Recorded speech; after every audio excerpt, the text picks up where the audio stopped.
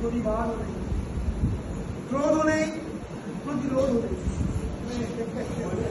মানে এরকম তো তোমার যন্ত্র দিয়ে গুলি বেরোয় তো দেখবো নাকি দাদা? দেখি তাহলে এই রাস্তা